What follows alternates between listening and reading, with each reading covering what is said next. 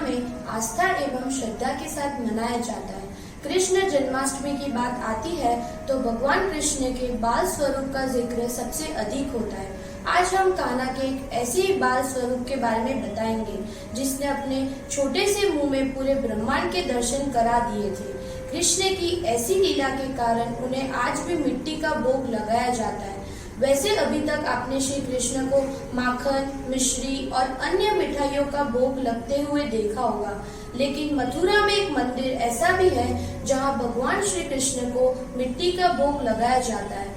ऐसा इसलिए क्योंकि उन्होंने बचपन में एक बार मिट्टी खा ली थी। आइए जानते हैं आखिर भगवान श्री कृष्ण ने मिट्टी क्यों खाई थी। मथुरा भगवान श्री कृष्ण की जन्मभूमि। यहाँ पे श्री कृष्ण ने अपना बचपन गुजारा। हरियाली भूमि, पेड़, पहाड़, जंगल, नदी से समृद्ध ऐसी मथुरा नगरी जहाँ पे श्री कृष्ण ने अपनी बाल लीला रचाई।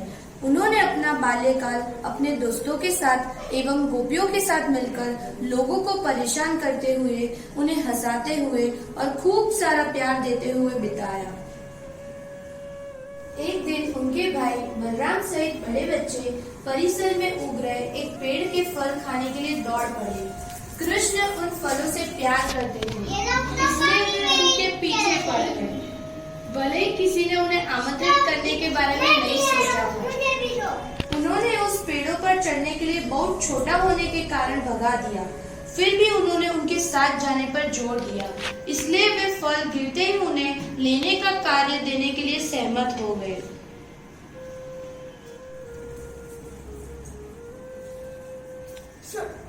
ध्यान करो कृष्णा, अब तुम एक फल भी नहीं खाओगे। बलराम ने उनकी भोजन की क्षमता को जानकर चेतावनी दी। ठीक है, तुम्हारा सिर्फ काम केवल सिर्फ फल जमा करना है। कृष्ण बलराम सहित बड़े लड़के हाथापाई करने लगे और प्यारे पके बैंगनी फलों के गुच्छे जमीन पर गिरने लगे। कृष्ण ने उन्हें उठाना शुरू कर दिया और जितनी जल्दी हो सके उन्हें निगल लिया। उन्होंने अपना मुंह बंद कर लिया और छोटे हाथ जमीन से मुंह तक पिस्टन की तरह ऊपर और नीचे जा रहे थे। कुछ समय बाद लड़कों में से एक ने नीचे देखने का प्रयास किया और पाया कि क्या हो रहा है। कृष्णा ने सारे फल खा लिए। स्टार्ट। अरे लोगों ये फल जमा करने की बजाय खा रहा है। सभी छोटे सिर शाखाओं के बीच से बाहर निकल आए, कृष्ण पर गुस्से से चिल्लाते हुए, जो पूरे मामले से बेहद बेहोश लग रहे थे, और उनके मुंह को रटना जारी रखा। उनके मुंह के कोने से शुद्ध फलों का रस निकल रहा था और जितना हो सके खाने की जल्दी में उन्होंने फल साफ भी नहीं किया था। काफी मिट्टी भी उनके मुंह में चली गई। स्टार्ट। तुम्हें क्या लगता है तुम क्या कर रहे हो? कृष्ण ने एक शब्द भी नहीं कहा क्योंकि उनका मुंह फलों से भरा हुआ था। तुम्हें हम आपको दिखाएंगे। वे रोए और अपनी माँ की तलाश में अंदर भागे। माँ, तुम्हारा बेटा मिट्टी खा रहा है। ऐसा? ठीक है, अभी मैं देखती हूँ। यशोदा ये जानने के लिए दौड़ती हुई आई कि आखिर हंगामा किस बारे में था।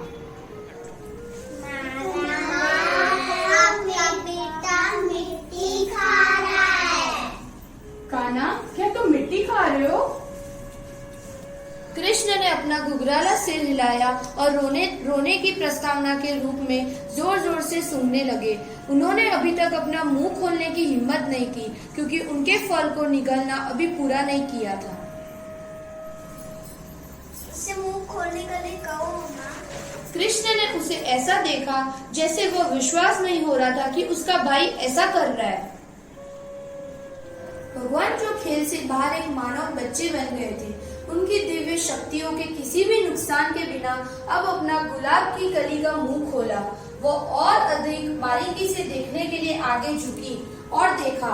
उसने खुद को अंतरिक्ष में घूमते हुए समय में खोया हुआ महसूस किया, क्योंकि बच्चे के मुंह के अंदर चलती और अड़ी सृष्टि का पूरा ब्रह्मांड, पृथ्वी और उसके पहाड़ और महासागर, चंद्रमा और तारे और सभी ग्रह और क्षेत्र दिखाई दे रहे थे। वह व्रज की भूमि और गोकुल के गांव को देखकर चकित रह गई। स्वयं वहां एक विस्तृत खुले मुंह के साथ बाल कृष्ण के साथ और उस मुंह के भीतर एक और ब्रह्मांड और इसी तरह और आगे खड़ा था।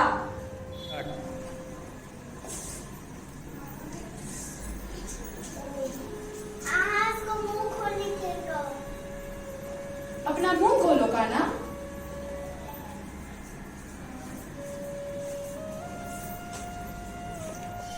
यह एक निराशाजनक रोना था क्योंकि उसने महसूस किया कि उसका सिर घूम रहा है। तुरंत उसने अपना मुंह बंद कर लिया और उसने अपना संतुलन वापस पा लिया। वह लगभग भूल गई थी उसने क्या देखा था। तुम क्या खा रहे हो कृष्णा? वह बीच वाक्य में रुक गई। इस बच्चे ने सारे ब्रह्मांड को अपने भीतर समेट लिया और उसे रेत के कुछ दानों की चिंता हो रही थी। कृष्णा, ओ कृष्णा। वह फुसफुसाई, अपने लड़के को अपनी बाहों में ले लिया।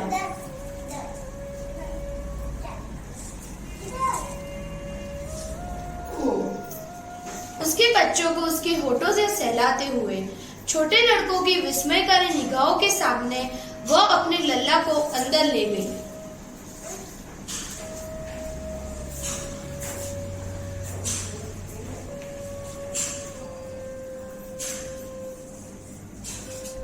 यह थी कृष्ण लीला की एक अद्भुत कहानी। नटखट कृष्ण ने अपने बाल्य जीवन में कई अद्भुत पराक्रम किए, जिसके बारे में हम आपको फिर कभी बताएंगे। जय Shri Krishna.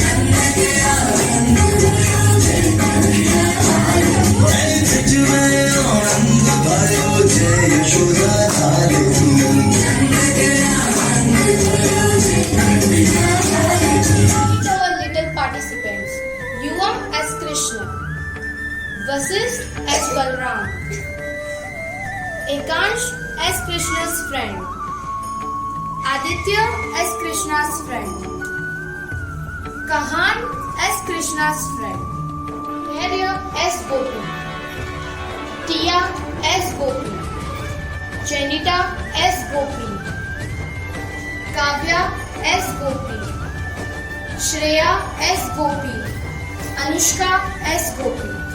Now it's time to introduce our team Joy Shankar Chandkila. Dhwani ma'am as Yashoda, Ayushi ma'am, Taruna ma'am, Kavita ma'am, Nidhi ma'am as center in charge, and myself as Kena Shah, narrator of this story. Wishing